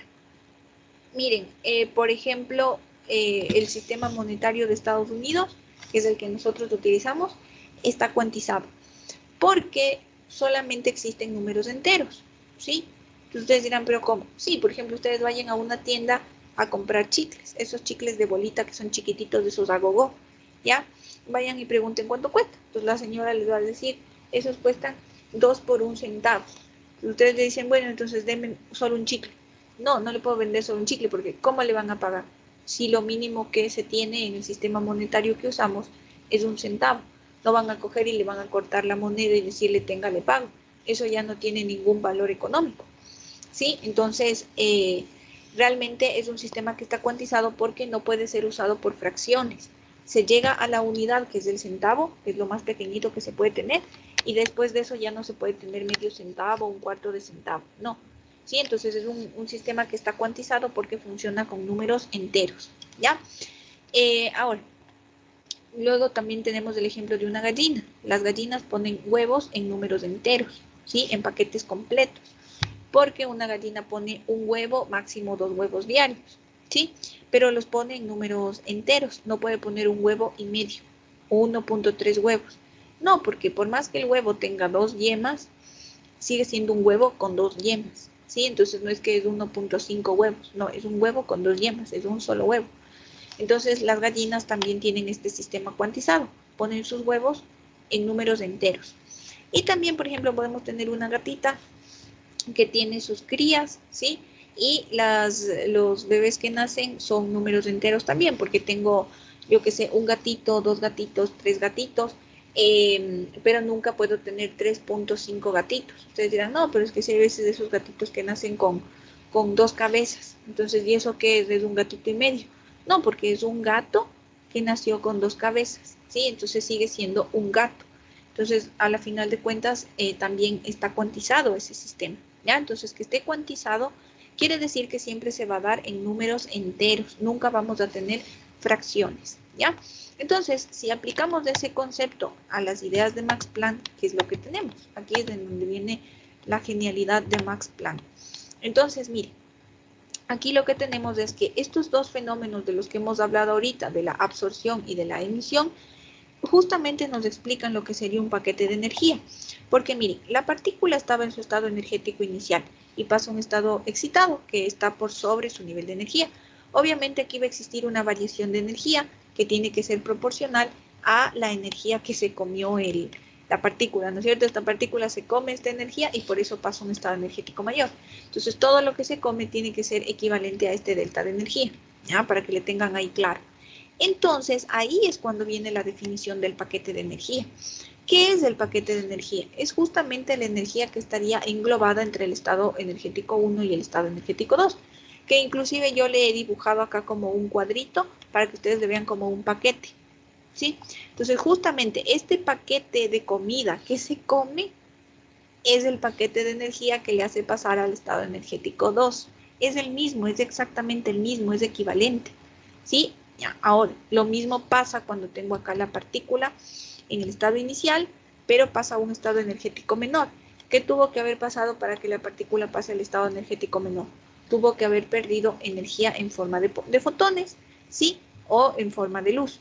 Y esta energía tiene que ser proporcional al delta de energía que está acá. Por eso este recuadro tiene que ser igual a este otro recuadro, ¿ya? Entonces, ahí es que nosotros podemos plantear ¿qué es un paquete de energía? Matemáticamente, ¿cómo estaría expresado qué es un paquete de energía? Entonces, mire, un paquete de energía sería igual a este delta E. Fíjense, por eso les puse este dibujo de este rectángulo para que le vean al paquete. ¿Qué es ese paquete de energía? Es el delta E. Está clarito ahí, es el delta E, ya sea en la absorción o ya sea en emisión, es ese paquete de energía. Pero ¿qué es un delta por definición? Es un estado final menos un estado inicial. Entonces a eso también podría ser igual un paquete de energía.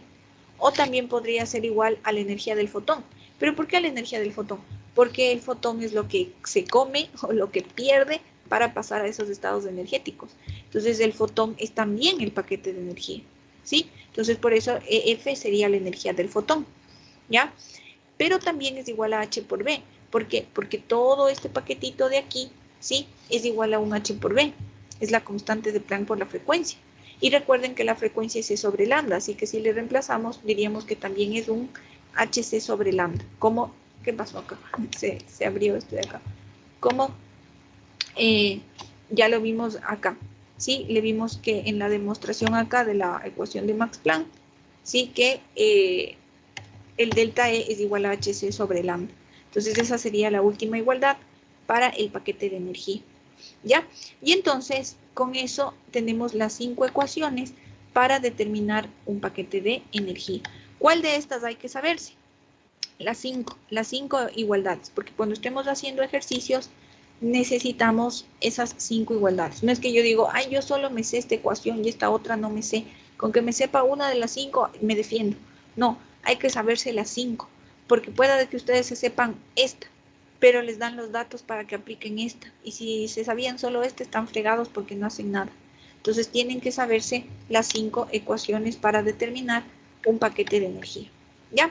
Y ¿alguna pregunta? Solo me tengo por aquí alguna pregunta porque todavía nos falta hacer un ejercicio y con eso sí ya terminamos. ¿Alguna pregunta?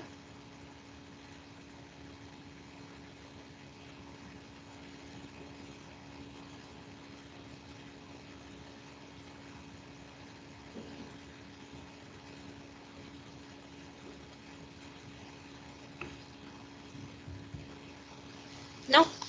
Ya, entonces mire, estos ejercicios por el momento los que vamos a hacer también son facilitos porque solo son de conversiones de unidades. Todavía no pasamos a los ejercicios que ya son de un poquito de más razonamiento. Esos los vamos a hacer cuando ya estemos viendo el modelo atómico de Bohr. Por el momento nos preparamos para esos ejercicios, entonces hay que saber hacer las conversiones de las unidades necesarias. Entonces este ejercicio, miren, dice, la longitud de onda de una radiación luminosa es de 5000 angstroms. Calcular la energía de esa radiación en kilojoules sobre mol. Entonces, ¿qué datos tengo en este ejercicio? Me está dando la longitud de onda, ¿sí? Que es de 5000 angstroms, y me pide que calcule la energía de esa radiación. Ahora, ¿qué es eso de la energía de esa radiación? ¿Cómo le traduzco eso? ¿Qué es la energía de la radiación? La energía del fotón. Acuérdense que radiación le llamamos a la luz. La luz es una radiación luminosa, ¿sí? Entonces me está pidiendo la energía de esa radiación, la energía de esa luz. La luz está formada por fotones. Entonces básicamente lo que me está pidiendo que calcule es la energía del fotón. ¿Ya? Primero tengo que identificar que lo que me pide calcular es la energía del fotón. ¿Ya? Ahora, ¿a qué es igual la energía del fotón? Aquí tienen ustedes estas 5 igualdades. Cualquiera de esas podrían usar para calcular la energía del fotón, porque todas son exactamente lo mismo en distintas presentaciones. ¿Cuál de esas me conviene? Fíjense en los datos, si se dan cuenta que me está dando la longitud de onda. Entonces digo, me podría servir esta, ¿sí? Directamente para poder utilizar el dato que me dan. Entonces digo que la energía del fotón sería igual a hc sobre lambda. La constante de Planck es una constante, 6.63 por 10 a la menos 27 ergios por segundo. Esa hay que saberse. La velocidad de la luz es otra constante que también hay que saberse, que es 3 por 10 a la 8 metros sobre segundo. Y la longitud de onda me da de dato. Reemplazo los 5000 angstroms. Ahora, no porque ya tengo todos los datos, ya puedo decir yo que se reemplaza, se pone en la calculadora y el resultado que me da es la energía del fotón. No, recuerden ustedes que siempre tienen que verificar que las unidades estén correctas y que me esté dando en las unidades de lo que estoy calculando. Si yo aquí estoy calculando la energía del fotón, ¿sí? Si estoy calculando la energía del fotón, debe darme en unidades de energía. Y acá, ¿en qué unidades me estaría dando? Miren que me daría ergio por segundo, luego angstroms y metros sobre segundo. No tiene ni sentido, no está ni cerca de estar en unidad de energía. Unidad de energía puede ser kilojoule, caloría, puede ser, no sé, electronvoltio, etcétera. Pero no me está dando en eso. Entonces, como no me está dando en eso, tengo que hacer una conversión de unidades, ¿ya? Entonces, tienen que ser unidades consistentes. Entonces, miren, esta de aquí estaba en ergios, ¿no es cierto? En ergios por segundo. El ejercicio me pide en kilojoule. Entonces, hay que hacer ese cambio de ergios a kilojoule. ¿De dónde me voy a sacar estas equivalencias que están aquí? ¿Quién me dice de dónde me saco las equivalencias para hacer conversiones? De los anexos.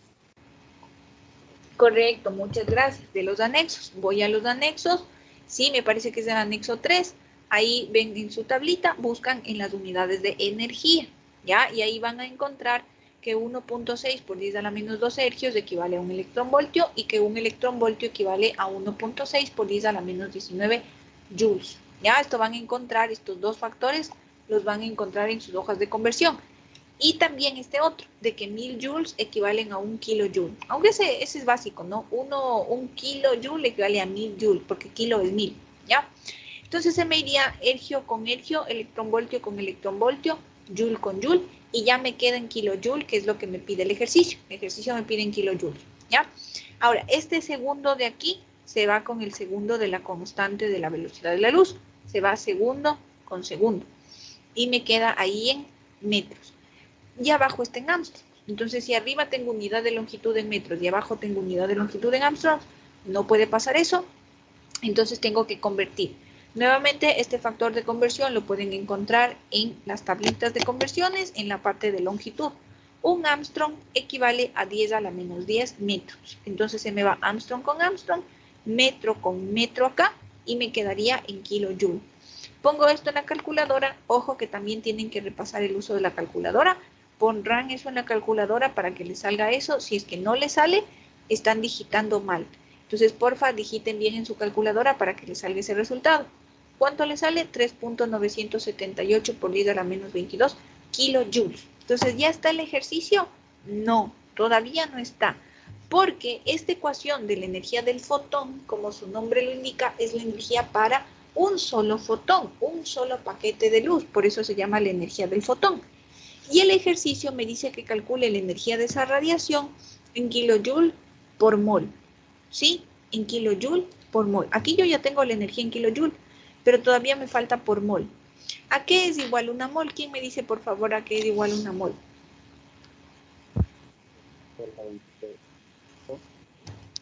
Perdón, ¿me puedes repetir, por favor? 6,022 por 10 a la 23. Eso, sí. Ya, correcto. 6.022 por 10 a la 23. ¿Qué, pero? Bueno, No, Átomos. no, átomo gramo. tampoco.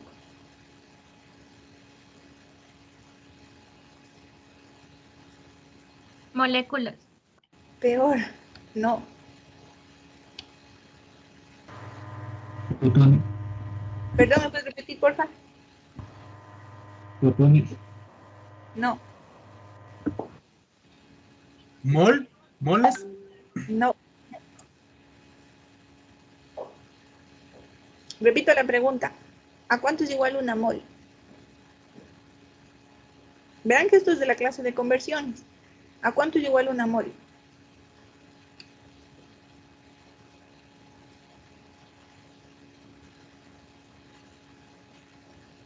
Sí, como 0.22 por 10 a la 23 fotones. No.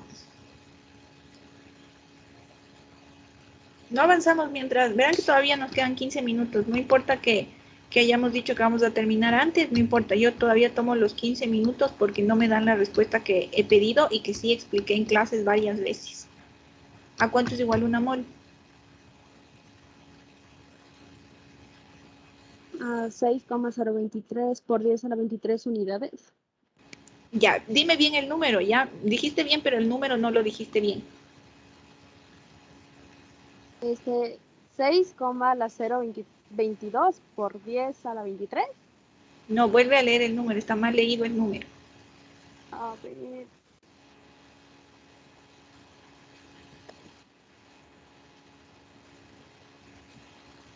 A ver. 6,023 a la 10.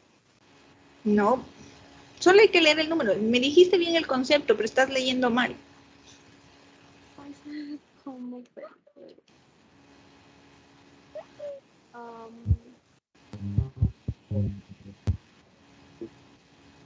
Por ahí alguien habló, pero no se le escuchó nada, nada.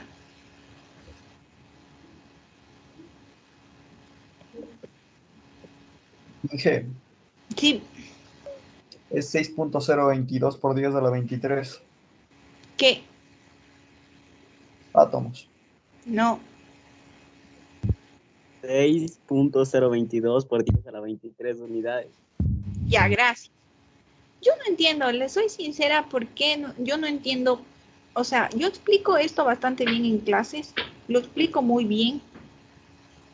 Y cuando tienen que aplicar, nadie entendió nada.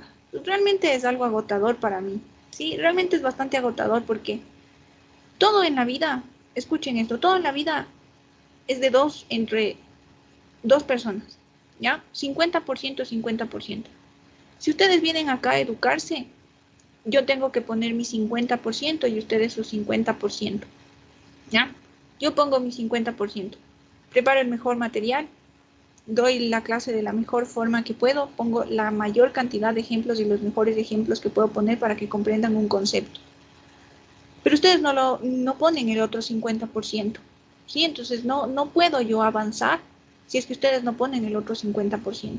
¿Qué es lo que tienen que hacer? Atender a clases, hacer los deberes con conciencia, no solo hacer por hacer los deberes con conciencia. Y si es que no comprenden, preguntar. Ninguna de esas he visto. Les pido un concepto de qué es una mol. Después de que les dije que una mol es como una docena. ¿Sí? Yo te juro, les juro que yo quisiera irme al jardín de niños a preguntar cómo les enseñan qué es una docena. Porque la docena lo tienen claro y la mol no. ¿Sí? Yo les puse 10.000 ejemplos de qué es una mol. Les dije, a ver, ¿a cuánto equivale una docena? ¿A cuánto equivale una docena? ¿Quién me dice a cuánto equivale una docena? 12 12 unidades. unidades.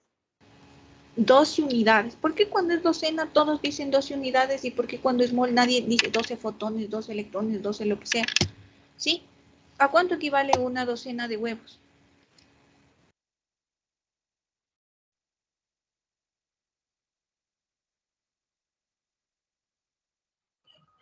A 12 huevos, A 12 huevos. ¿Y una docena de panes?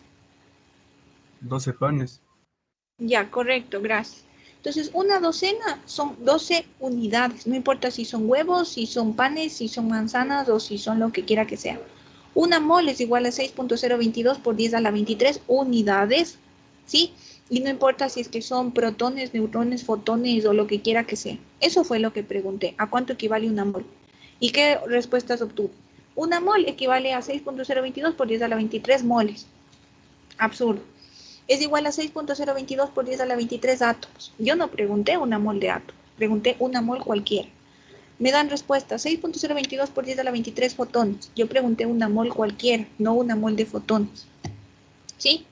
Y otra cosa que es importante, por favor, miren, ustedes ya están ahorita en la universidad. Yo comprendo que ustedes tuvieron clases virtuales y que fue difícil la educación, terminar el colegio de esa manera. Pero hay ciertos conceptos, hay ciertas cosas que ya son súper básicas y que para el nivel en el que ustedes están ya deben estar, ya deben tener una buena base, ¿sí? Entonces, miren, el número de Avogadro es 6.022 por 10 a la 23, ¿sí? Leerle bien bonito. ¿Sí? Porque si no, de nada sirve tener el concepto de memoria. Entonces, el número de Avogadro, ¿dónde hay por aquí un número de Avogadro? Bueno, ya le vamos a ver. El número de Avogadro es 6.022 o si quieren 6.022 por 10 a la o elevado a la o no sé, o potenciado o exponenciado a la, como quieran verle, ¿ya? Pero hay ciertas cositas que no pueden dejar de lado. Si ustedes ya están en la universidad, ya se entendería que esas cosas ya deben estar bien pulidas, ¿sí? Ya en esas cosas ya no hay chance de equivocarse. Entonces, mire, acordaránse por favor de lo de la docena, ¿sí? Acordaránse de lo de la docena. Una docena son 12 unidades. Una mol son 6.022 por 10 a la 23 unidades. Unidades. ¿De qué? Del mundo microscópico. Y dependiendo de lo que necesiten, le pondrán, si es que son electrones, fotones, protones o lo que quiera que sea. Todo eso sí vimos en la clase de conversiones. Se supone que ustedes ya han hecho conversiones en sus deberes. Entonces, a estas alturas ya deberían saber hacer esa conversión. Bien, entonces miren, ¿qué es lo que haría falta aquí? Esto de aquí está calculado para un solo fotón. Entonces, ¿qué es lo que me pide el ejercicio? El ejercicio me pide calcular la energía de esta radiación para una mol de fotones. Y aquí yo tengo un solo fotón. ¿Qué es lo que debería hacer?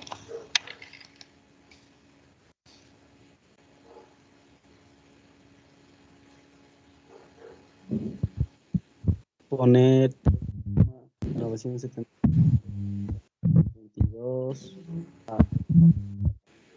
No, ¿qué es lo que debería hacer? Multiplicarlo por 6.022 por 10 a la 23. Ya, correcto, muchas gracias. Eso es lo que debería ser. Si yo tengo ahorita la energía para un solo fotón y me piden que sea por mol, o sea, para 6.022 por 10 a la 23, ¿qué es lo que tengo que hacer?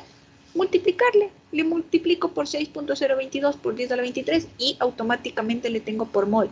Porque es lo mismo cuando ustedes van a la panadería. Van a la panadería y compran un pan por 10 centavos. Entonces, ¿cuánto les cuesta la docena? ¿Ya? Yo les mando a comprar una docena. ¿Cuánto les cuesta la docena?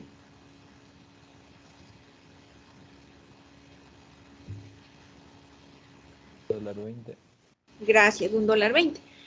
¿Cuál fue el cálculo que ustedes hicieron? Una unidad me cuesta 10 centavos, pero me están pidiendo para la docena, entonces le multiplico por 12 y entonces ya tengo el valor de la docena, $1.20. Lo mismo acá, me está dando el valor de la energía del fotón para un solo fotón, pero ahora me piden para una mol, o sea, me están pidiendo para 6.022 por 10 a la 23, entonces le multiplico por ese número y ya le tengo en kilojoule por mol. ¿Ya? Si quieren lo pueden hacer así como le hicieron con el ejemplo de multiplicar, así como lo hicimos con los panes. O si quieren ser ya más impecables, digamos, estar más acorde a lo que ya estamos estudiando, le pueden armar como factor de conversión. En eso sí yo ya no me hago lío. Si ustedes quieren, cogen y le multiplican directamente, o si quieren, cogen y le multiplican como factor de conversión.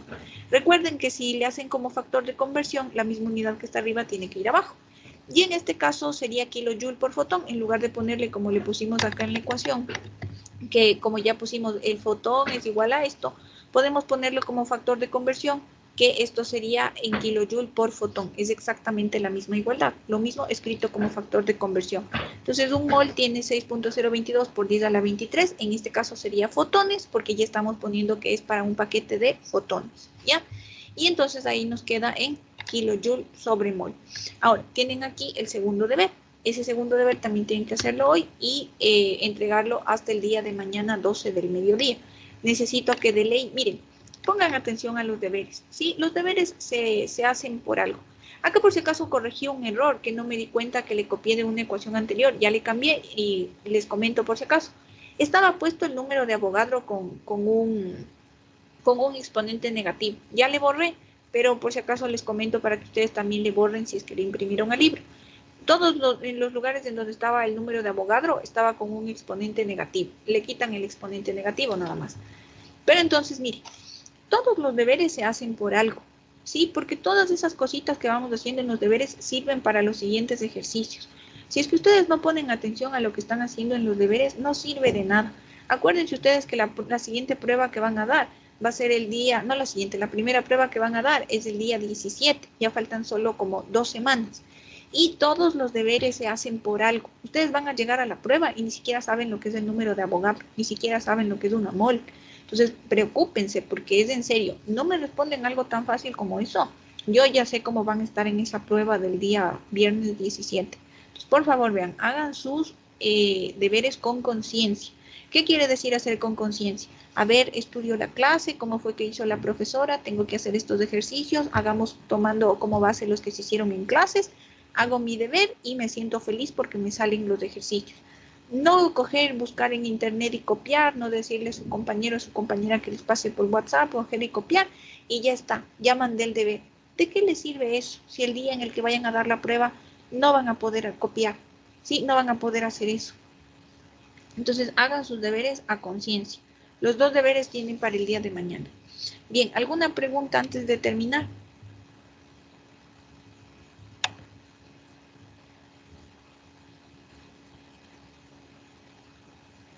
Ya todas las tablas de conversión que necesiten están en el aula virtual.